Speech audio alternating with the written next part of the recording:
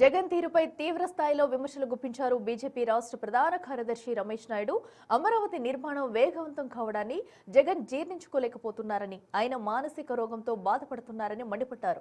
రాష్ట్రానికి శాశ్వత రాజధానిగా అమరావతి అజరామమని, దీనికి కేంద్ర ప్రభుత్వం పూర్తి సహకారం అందిస్తుందని స్పష్టం చేశారు.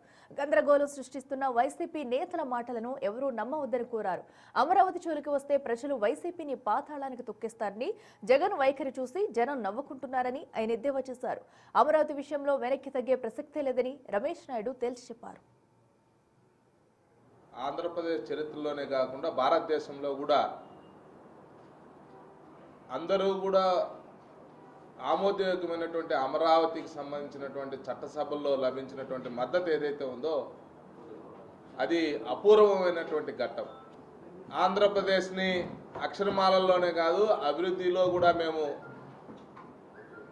వెన్నుదన్నుగా ఉండి ముందుకు తీసుకుపోతామని చెప్పి భారతీయ జనతా పార్టీ ప్రతి కార్యకర్త మాట్లాడేటువంటి మాట ఏదైతే ఉందో దాన్ని అక్షరాల పార్లమెంట్ సాక్షిగా కూడా నిన్న చూపించాం. నరేంద్ర మోడీ గారి యొక్క సహకారంతో అమరావతికి సంబంధించినటువంటి సహకారం ఏదైతే ఉందో దాని కారణంగా ఈరోజు ఆంధ్రప్రదేశ్ ప్రజలందరూ కూడా ఒక భరోసాతోటి ఉండేటువంటి పరిస్థితి మన అందరికీ నిన్న చట్టసభల్లో రావడం చూసాము. ఒకటి మాత్రం వాస్తవం, రాష్ట్రం విడిపోయినటువంటి సమయంలో సగటు ఆంధ్రుడుగా ప్రతి ఒక్కరం కూడా ఒక భవ్యమైనటువంటి రాజధాని నిర్మాణం చేసుకోవాలి, ఒక మహానగరాన్ని కోల్పోయాం కాబట్టి దాంట్లో ప్రత్యామ్నాయంగా అది అమరావతి కేంద్రంగా ఆంధ్రప్రదేశ్ నడిబొట్టును ఉంది కాబట్టి దాన్ని అందరూ కూడా ఏకపక్షంగా సమర్థించాం.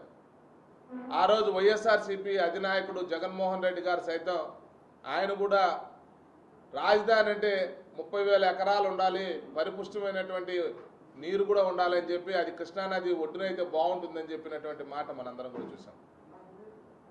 ఆ క్రమంలోనే నరేంద్ర మోడీ గారు రావడం, వచ్చిన తర్వాత 2014-19 మధ్య జరిగినటువంటి అనేక అభివృద్ధి కార్యక్రమాలకి కేంద్రం నుంచి శంకుస్థాపన అడుగులు పడిన వెంటనే మహానగరం నిర్మాణం కాకముందే స్మార్ట్ సిటీగా ప్రకటించినటువంటి విధానం, మౌలిక సదుపాయాల కల్పన కోసం కేంద్రం ఇచ్చినటువంటి చేయూత, ఇవన్నీ కూడా మనందరం కూడా చూసాం.